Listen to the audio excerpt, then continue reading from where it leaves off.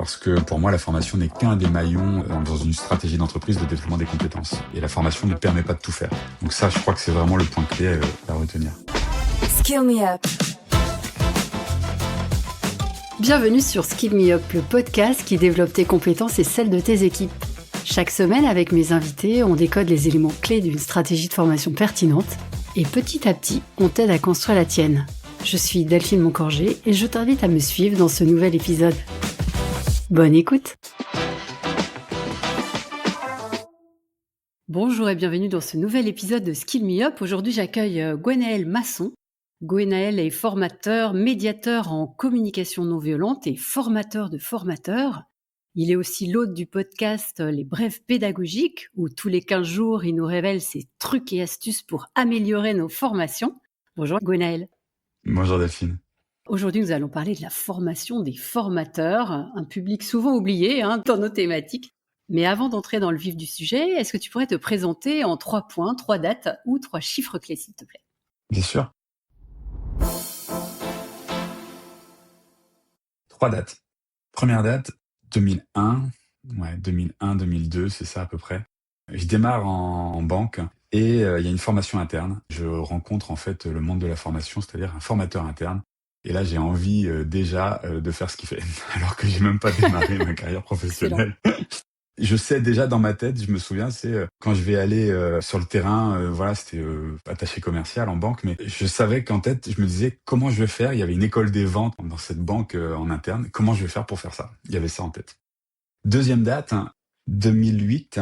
Je travaille dans une autre entreprise et il y a un appel à candidature pour un formateur interne et je postule. Je me souviens du directeur commercial, c'est lui qui cherchait les formateurs. Et il me dit, Gwenaël, t'es pas le meilleur vendeur non plus, quoi. Et je me souviens juste de lui répondre, mais je crois qu'on peut ne pas être le meilleur vendeur et on peut être un bon formateur. Et là, il était pas convaincu. Mais déjà là, dans ma tête, il y avait, je peux être un bon formateur sans forcément être le meilleur vendeur. Je pense qu'il y avait cette notion de, c'est pas le meilleur expert qui fera le meilleur formateur. Il y avait déjà ça qui était plus ou moins en moi.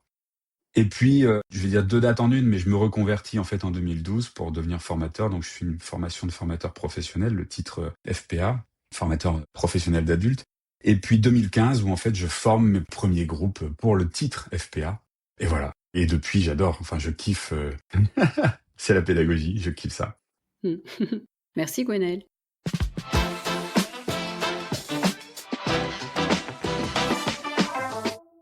Pour commencer, quand on parle de former des formateurs, on parle de quoi exactement selon toi? Parce que qu'est-ce qui distingue la simple transmission de connaissances d'un véritable accompagnement pédagogique? Pour moi, en fait, la première chose que j'aborde justement en formation de formateur, c'est le point clé, je crois. C'est déjà finalement de revenir à des fondamentaux. De quoi on parle quand on parle de formation? C'est quoi la formation? Et avec, parce que c'est lié, cette posture du formateur ou de la formatrice. C'est quoi cette posture que l'on peut avoir? Parce que si on n'aborde pas ça, et si je ne vais pas creuser ces aspects-là, déconstruire certains aspects, derrière, nos automatismes vont reprendre le dessus. L'automatisme, c'est que depuis que nous sommes à l'école petit, nous sommes formés majoritairement d'une seule et même méthode et manière. Et en fait, du coup, nous allons reproduire par mimétisme cette manière de former qui va être transmettre. Et c'est le mot-clé d'ailleurs très souvent qui ressort. Quand je dis c'est quoi la formation pour vous, les personnes me donnent des mots-clés, mais le mot le plus présent qui ressort, c'est transmettre, transmission, partager. Mais partager dans un sens souvent. Les personnes emploient partage, mais dans un seul sens. Donc il y a vraiment déconstruire tout ça. En parlant de déconstruction, on entend encore souvent que former, c'est principalement bien savoir parler en public. Selon toi, quelles sont les principales idées reçues qui entourent le métier de formateur, vu de l'extérieur? J'aime bien que tu dises ça parce que souvent, souvent je dis ça aussi en formation. C'est-à-dire effectivement, il y a plein de personnes qui viennent en formation de formateur et qui aimeraient, des fois ça fait partie de leur attente pour certaines personnes, c'est être plus à l'aise pour prendre la parole. Et donc là, moi j'aime bien insister, dire c'est pas une formation prise de parole en public. Et que je leur dis souvent, le meilleur ou la meilleure des formateurs ou formatrices, c'est pas forcément une personne qui est super à l'aise à l'oral. Je dis ça peut aider, mais ce n'est pas forcément la qualité prépondérante. Donc oui, il y a cette idée reçue. L'autre idée, je crois, c'est l'idée d'être vraiment expert de son domaine. Je ne sais pas comment le décrire autrement que de citer 3 fois le mot expert. L'autre idée pourrait être aussi, qui arrive assez fréquemment, peut être parfois de savoir très bien animer, mais on va parler d'animateur, presque un animateur de groupe. D'événementiel ou de choses comme ça? Exactement, ouais, ouais, d'événementiel, merci. Et je crois que c'est vraiment les choses qui entourent un peu des fois la formation de formateur. C'est pas faux. Et alors justement, tu parlais d'experts, experts, experts. Quand on commence dans ce métier, souvent on a la tentation d'en faire trop, trop de contenu, trop d'informations, trop d'expertise. Comment tu aides les formateurs à s'alléger en fait pour créer des parcours utiles et transférables en fait, enfin où le contenu est transférable vraiment dans l'activité des personnes formées? Pareil, en fait, j'aime bien ta question. Ce qui est intéressant, c'est que je reviens à un fondamental essentiel. On peut le lire, je pense, un peu partout. Et pour moi, il est pas galvaudé du tout. Il est même souvent peut-être sous-estimé. C'est l'importance d'apprendre à bien définir, rédiger des objectifs pédagogiques. Et de se mettre vraiment à la place de l'apprenant. C'est-à-dire, l'apprenant sera capable de et de quoi. Ça nous oblige, à changer un peu de posture, de plus être dans le transmettre.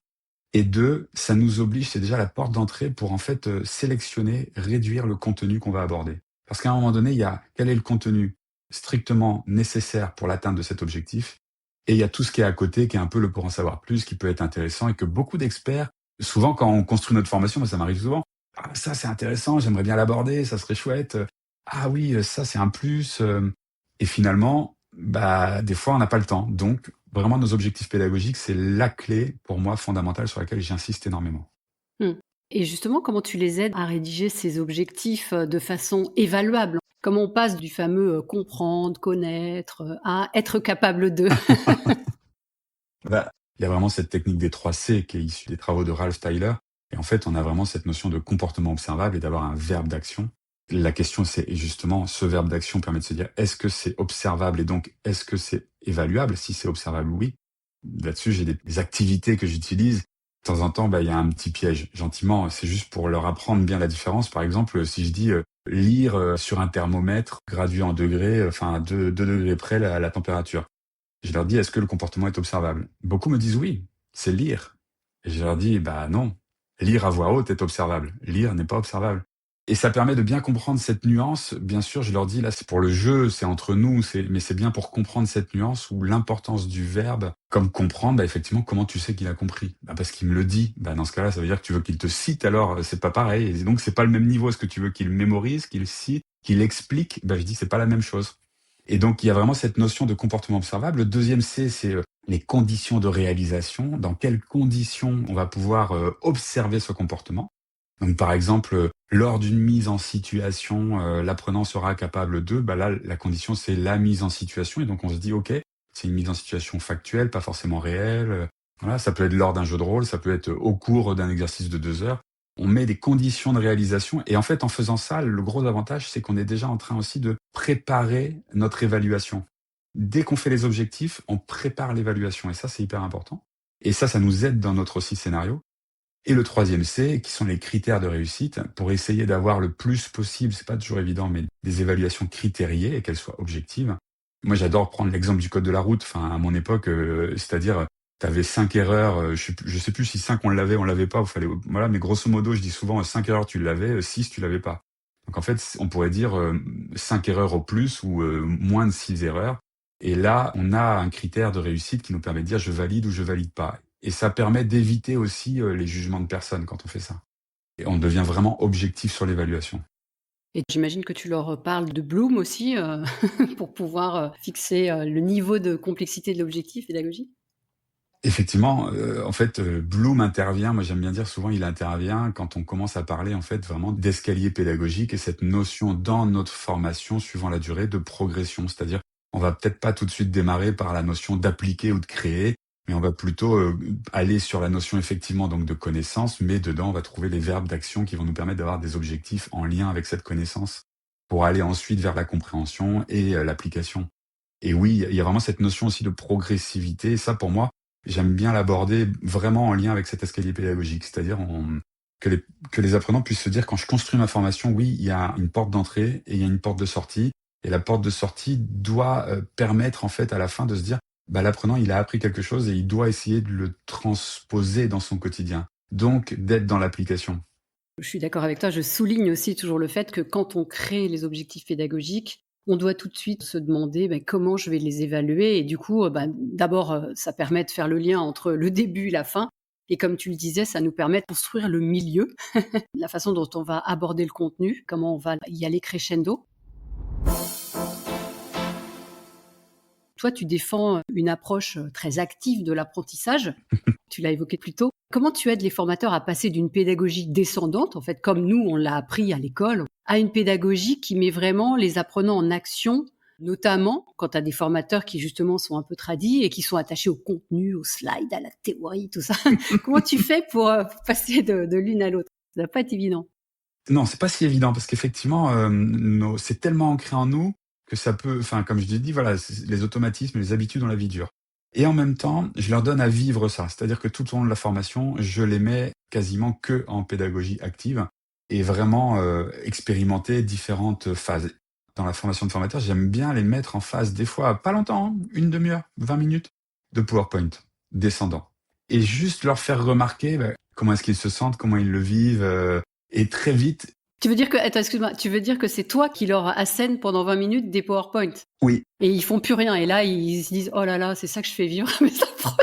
exactement. En fait, très souvent, il y a un petit déclic parce que des fois, ça dure 20 minutes et beaucoup les personnes me disent, mais là, j'ai un peu décroché, là, c'était un peu... Ouais.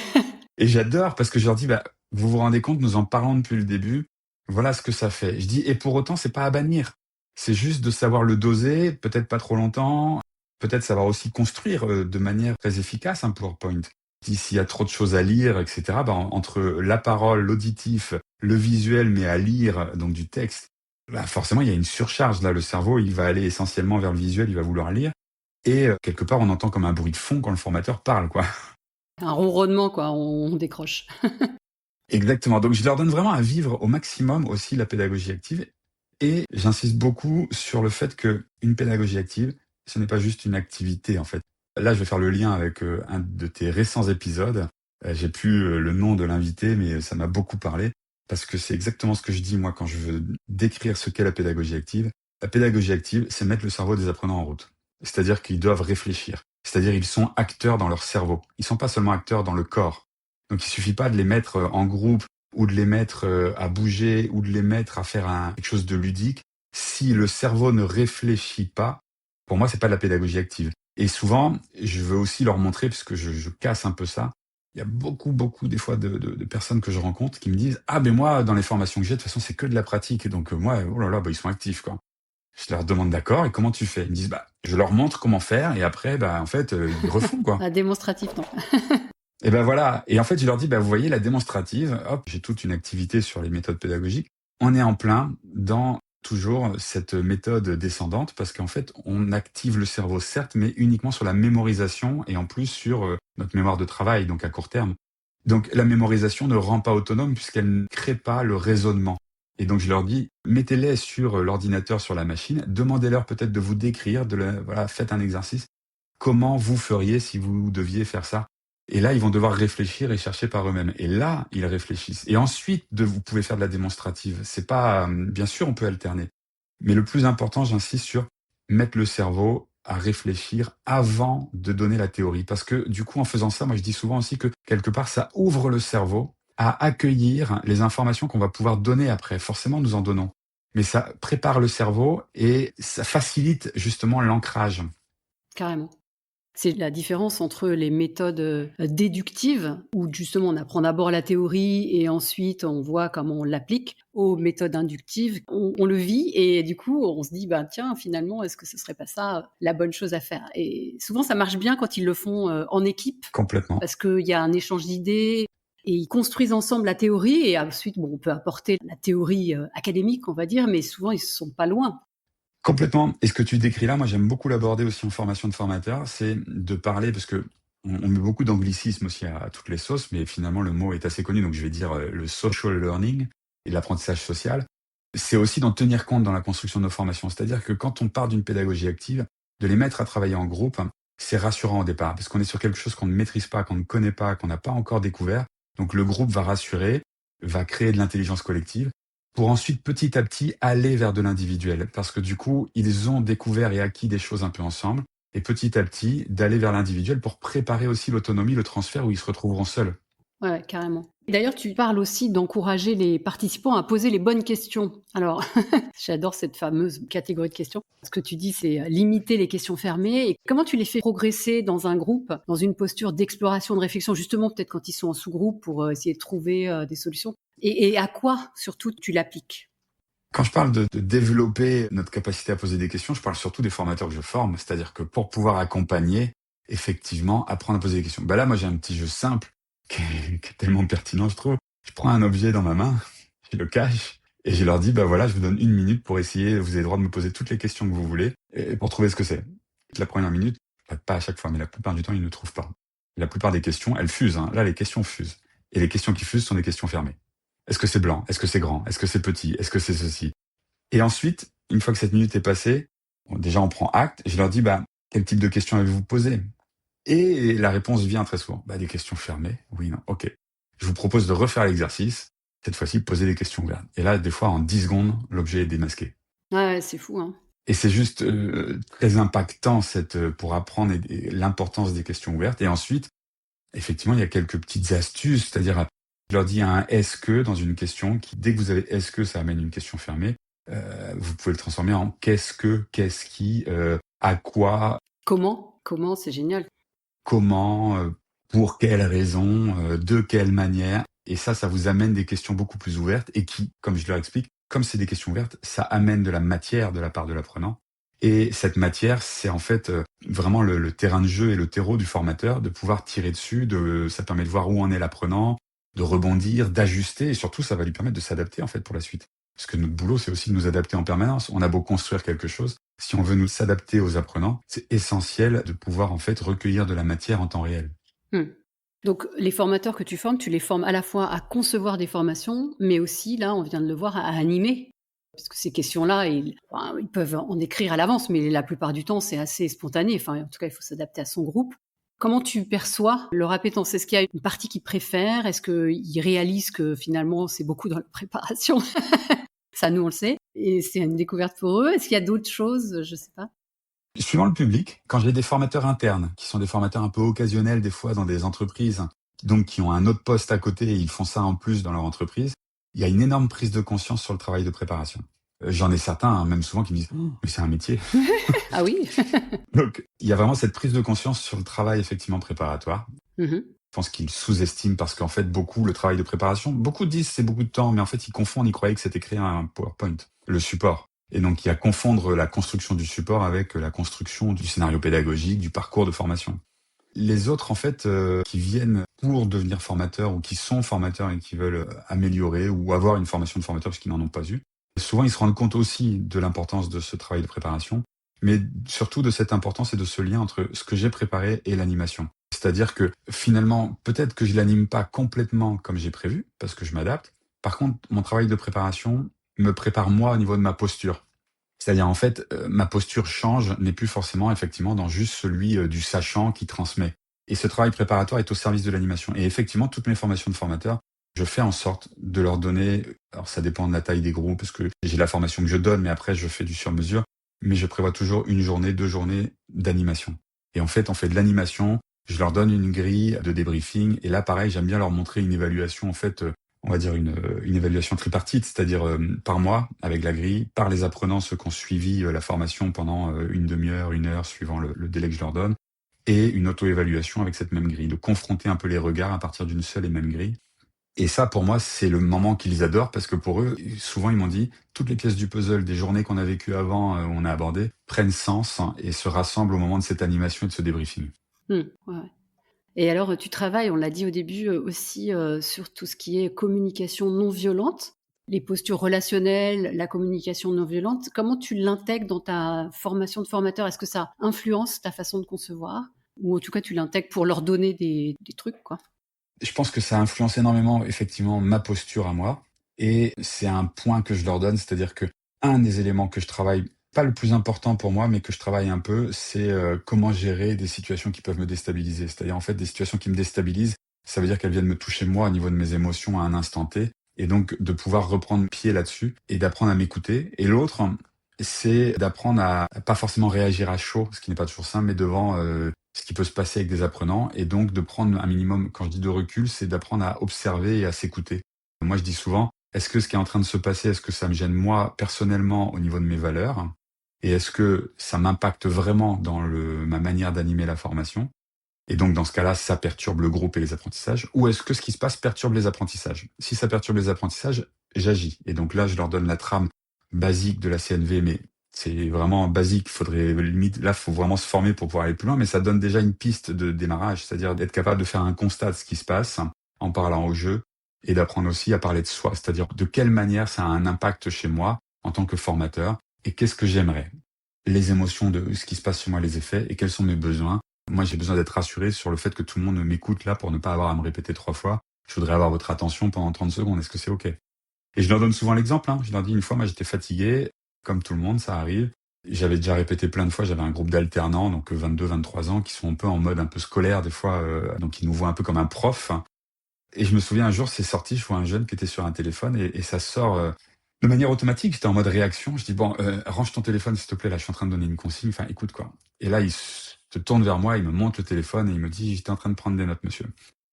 Et waouh, ça m'a mis mal. Donc j'ai su juste rebondir et en disant bah je suis navré. Et c'est vrai que c'était pas juste ce que je t'ai dit. J'ai réagi sur le coup. Je t'ai vu avec le téléphone et c'est moi-même qui me suis fait un film. Donc je suis vraiment désolé pour ça. Et j'ai juste besoin de votre attention et comme j'entendais en plus des chuchotements à droite et à gauche depuis un moment, voilà, j'ai pu juste faire le lien avec ça. Mais j'ai pris ma part de responsabilité, c'est moi qui me faisais un film. Et je leur donne souvent cet exemple pour leur dire, vous voyez, entre le film que je me suis fait, je me dis, il est en train de jouer sur son téléphone, et la réalité, il prenait des notes, bah non. Donc le constat, c'est je te vois sur ton téléphone, et je suis un peu curieux et soucieux de savoir si tu écoutes bien ce que je suis en train de dire, parce que j'ai pas envie de me répéter, est-ce que tu serais OK de me dire si tu m'écoutes ou pas? Et ça, on serait déjà de manière plus juste dans une intervention. Et ça aide les personnes à se dire, OK, en fait, déjà, ben, on peut être humain, enfin, voilà, et on peut juste Ouais. prendre notre part de responsabilité. On n'est pas parfait en tant que formateur ou formatrice. Mais deux, on a le droit aussi, à un moment donné, de recadrer et comment faire, quoi. Donc, ça leur donne au moins une technique. OK. Pour finir, tu introduis de plus en plus la facilitation graphique dans tes formations. On voit tes beaux visuels sur LinkedIn, moi j'aime bien. Est-ce que, tu leur, donnes des indications là-dessus, aux formateurs que tu formes? Comment le visuel, en fait, aide les formateurs à augmenter la clarté, la compréhension? Est-ce que c'est un accélérateur pédagogique pour toi? Alors, pour répondre à tes deux questions, la première, je l'ai pas intégrée encore pleinement dans ma formation de formateur, sinon faudrait que je la rallonge un peu. Mais ils le voient, donc en fait, j'en parle très sommairement, quoi, en disant, bah, il y a des choses faciles à faire. Par contre, j'ai créé effectivement pour cette année une formation sur les bases de la facilitation, enfin de la pensée visuelle pour les formateurs, parce que je me suis dit qu'il fallait vraiment justement en fait faire plutôt un focus dessus, parce que déjà une formation de formateur c'est déjà beaucoup de choses. C'est un truc en plus alors, c'est une option. Ouais, ça pourrait être vu comme ça, en tout cas pour aller plus loin. Et l'autre chose, oui, moi je trouve que ça apporte énormément. Et plus je lis, enfin là je suis en train de lire un livre que je trouve génial, qui a été écrit par Philippe Lacroix, Philippe Gilles et Nadia Medjad, Neurolearning. Et en fait, notre cerveau, et Stanislas Dehaene le dit depuis longtemps, notre cerveau, il est câblé pour le langage, il est câblé pour le visuel. Et en fait, c'est surtout que la vue, c'est le sens prédominant, en fait, chez la plupart des êtres humains. Et le visuel aide parce qu'en fait, il simplifie. Ça demande moins d'efforts au cerveau à traiter que d'aller lire un texte. Bien sûr. Et donc, d'associer ça à juste quelques mots-clés et quelques schémas, ça peut vraiment aider à ancrer et à mémoriser les informations. C'est comme on dit sur un PowerPoint, un bon PowerPoint, parce que ça existe des bons PowerPoint, c'est important de ne pas les chasser, c'est pas le PowerPoint le problème. C'est un outil, s'il est très très bien utilisé, tu mets une image, un mot et qui est percutante, ou un schéma, un mot, et ça va aussi percuter. Donc c'est vraiment tirer parti du fonctionnement du cerveau. Et puis, moi je trouve que ça apporte beaucoup, moi c'est ce que j'aime, en tout cas dans mes visuels, j'essaye de faire ça, c'est la touche humaine. Dès le début, moi je me souviens, je voulais une mascotte, donc j'avais trouvé un graphiste pour me faire une mascotte à l'époque. Mais je voulais une touche humaine de dessin qui, pour moi, c'est pas un ordinateur qui a fait ça. Et je crois que c'est encore plus vrai à l'ère de l'IA que de venir apporter une touche humaine. L'IA, on peut s'en servir et c'est super. Alors, il y a plein d'avantages aussi. Mais c'est bien de pouvoir rappeler et de ramener de l'humain là-dedans. Et je trouve que le trait visuel, le dessin, apporte ça. Et apporte de la légèreté. Mmh. Gwenaëlle, je te propose maintenant de passer aux questions signature du podcast.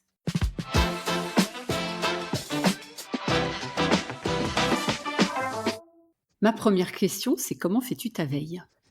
Je pense que je l'ai déjà entendu sur ton podcast et je vais pas être très original. Je pense qu'il y en a beaucoup qui commencent comme ça, mais majoritairement, c'est LinkedIn. LinkedIn, où il y a quelques comptes que je suis, enfin voilà, le compte de Johan Vidalenk, sur tout ce qui est réglementation, financement, enfin, il y a d'autres comptes que je suis de Jonathan Potier, que tu as déjà reçu aussi, qui est sur l'évaluation. Et du coup, en fait, au-delà de LinkedIn, maintenant, c'est surtout sur sa newsletter, en fait, sur son infolettre, comme il dit, que je trouve très, très intéressante parce qu'à chaque fois, elle aborde des aspects très pragmatiques et opérationnels. Donc, je la trouve vraiment très bien faite. Donc ça, c'est, voilà, LinkedIn et quelques newsletters comme ça que j'ai. Ouais. Et je me suis créé, j'ai essayé, j'aime bien m'amuser. J'ai utilisé l'IA pour me créer une veille toutes les semaines et je lui ai donné mes domaines d'intervention, je l'ai paramétré et je me suis même aidé de l'IA pour qu'elle se paramètre elle-même. Bravo. Qu'elle me fasse une veille et qu'elle me donne des pistes en fait d'action. Et ce qui est intéressant, c'est juste qu'elle va piocher. Je lui ai donné moi plein de sources que j'ai et je lui ai dit d'aller chercher des sources aussi. Et ce qui est intéressant, c'est qu'elle me donne un tableau avec plein de pistes et des choses que moi je serais pas allé voir ou que je vois pas trop passer parce que c'est pas forcément dans mon secteur ou dans mon domaine, mais du coup ça me donne un regard et ça me permet de me questionner. Donc en fait c'est là où c'est intéressant, je prends pas du tout pour argent comptant, c'est plus qu'elle m'ouvre des portes que moi je suis pas allé voir. Et ça je trouve ça intéressant. Ah, très bien. Quelle est la formation qui a eu le plus d'impact sur toi et pourquoi? C'est dur, j'en ai deux en fait, mais ma formation de formateur. Ça, formation de formateur professionnel, celle-là, surtout à l'époque, enfin je l'ai faite à l'AFPA 35 heures semaine, donc je travaillais beaucoup aussi le projet professionnel. Énormément d'impact parce que elle m'a permis de énormément me questionner. Et je vais faire le lien avec la deuxième formation qui a eu beaucoup d'impact, parce qu'en fait, elle m'a ouvert les portes, cette formation, je trouve, au-delà de l'aspect pédagogique, de l'importance de la posture relationnelle, en fait, en tant que formateur. Donc, en fait, de nos compétences relationnelles et de nos compétences humaines, c'est-à-dire nos émotions, nos relations à soi, aux autres, la métacognition. Et derrière, l'autre formation, en fait, qui a eu un impact à jour, je me suis inscrit parce que ça m'intéressait, 3 jours pour découvrir la posture de médiateur. Et c'était pas encore ma formation de médiateur. Ça, je l'ai faite 2 ans plus tard. Mais quand j'ai fait cette formation de 3 jours pour découvrir le médiateur, j'ai fait waouh, je me suis pris une claque au sens waouh, la puissance de, pareil, nos compétences relationnelles, là au service du soutien ou de l'accompagnement de personnes en situation de conflit. Et donc, en fait, ça m'a vraiment, j'ai vécu dans cette formation la force de l'écoute. Et de ce fait, ça a aussi eu un impact sur moi en tant que formateur, énormément. Et est-ce que ça a eu un impact aussi dans ta vie privée ou Oui, est-ce que tu l'appliques, au-delà de tes formations? l'OMS en 2016 qualifiait ces compétences, les compétences qu'il y a dans la médiation, mais pas que, ou dans la communication non violente, de life skills, donc en fait de compétences pour la vie. Donc oui, je les utilise dans ma vie quotidienne, et comme tout le monde, c'est pas du 100% puisque je suis humain, et que des fois les émotions fortes font que, pouf, mécanisme de réaction arrive au cerveau. Mais oui, mais ça aide en fait bien sûr à réguler tout ça, et ça donne, enfin moi en tout cas ça me donne, en tout cas depuis que j'ai appris ça, ma vie a un peu changé dans le sens où j'ai l'impression d'être devenu beaucoup plus acteur de ma vie. OK, intéressant. Si tu pouvais donner un seul conseil à un DRH ou un directeur formation, ce serait lequel? Une chose que j'aborde souvent avec des pairs, des formateurs et des formatrices, que j'essaye à chaque fois d'aborder avec des RH que je rencontre, c'est l'importance de construire la formation au sens large et pas juste comme une action. Et je pense que c'est nouveau, enfin en France, je vais dire, c'est pas dans notre culture, c'est mon impression, hein, je sais pas si c'est vrai, mais c'est de penser la formation entre les RH vont demander une formation parce que les managers ont recensé le besoin, ok, mais en fait, derrière, comment réimpliquer les managers sur le terrain une fois que la formation a eu lieu. Et je crois que là, il y a un vrai travail à faire qui est à la fois entre, bien sûr, l'organisme de formation et les RH et les managers. C'est vraiment comment les RH peuvent essayer de construire avec leurs managers une politique de suivi de formation pour venir soutenir la transposition des apprentissages par les apprenants. Et ça, pour moi, c'est le conseil, c'est vraiment de penser ça. Moi, je sais que j'ai des questionnaires post-formation que j'envoie aux RH qu'ils peuvent redistribuer aux managers directs. J'insiste en leur disant des fois, je peux personnaliser ce questionnaire, on peut le travailler ensemble. Très peu s'en saisissent encore, mais j'essaye moi de travailler là-dessus. Très bien. Quelle actu récente ou prochaine aimerais-tu partager avec nous? Actu récente, mon calendrier de l'avant, mais peut-être que le jour où le podcast sortira, peut-être Ouais, sera-t-il ce sera fini. en janvier, donc ouais. L'actu récente, ça va être justement cette formation que j'ai créée, les bases de la pensée visuelle au service de la pédagogie, en fait, pour les formateurs que je vais faire l'année prochaine. Parce qu'on me le demande souvent, parce que j'y crois profondément, justement, dans les formations à venir. Ça apporte toujours, je reviens à cette touche d'humain dans la formation. Et ça, pour moi, c'est super important et ça met une touche en plus personnelle, parce que le dessin, c'est ça l'avantage. On va tous peut-être savoir dessiner, mais pas de la même manière. Et donc, on peut reconnaître la patte graphique les uns des autres. Et je crois que c'est aussi ça qui est sympa, en fait, derrière cette compétence. Parfait. Écoute, on arrive à la fin de ce podcast, c'est passé très, très vite. Je te remercie pour ce que tu nous as apporté sur le métier de formateur et la formation des formateurs. Donc, qu'est-ce que je retiens? Déjà, je retiens que ton intuition, ta vocation qui est apparue très tôt, en fait, elle est plutôt bien nourrie et je pense que là, tu as fait le bon choix, en fait, on va dire. Tu as réussi à nous expliquer que former n'est pas juste transmettre et que c'est intéressant de s'intéresser à la démarche inductive où, au final, on met en action les apprenants pour ensuite qu'ils déduisent la théorie et ce qu'il faut faire, Ouais. notamment en fixant des objectifs pédagogiques selon la règle des 3 C.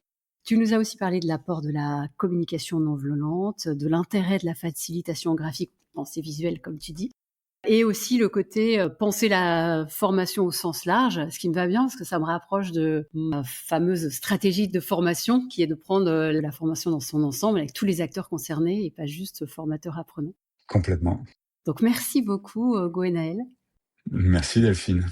Tu as très bien résumé effectivement tout ce que j'ai voulu apporter. Et puis, comme tu viens de le dire, moi j'aime beaucoup, c'est effectivement de voir la formation au milieu d'une stratégie beaucoup plus large que juste un point. Parce que pour moi, la formation n'est qu'un des maillons dans une stratégie d'entreprise de développement des compétences. Et la formation ne permet pas de tout faire. Donc ça, je crois que c'est vraiment le point clé et final peut-être à retenir. Top.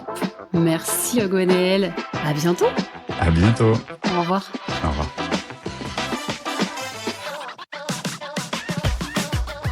J'espère que cet épisode t'a inspiré. S'il t'a plu, pense à ajouter plein d'étoiles sur ta plateforme d'écoute. Et si tu veux booster ta stratégie de formation, contacte-moi sur LinkedIn. Rendez-vous la semaine prochaine avec un nouvel invité. D'ici là, abonne-toi, belle journée et à très vite.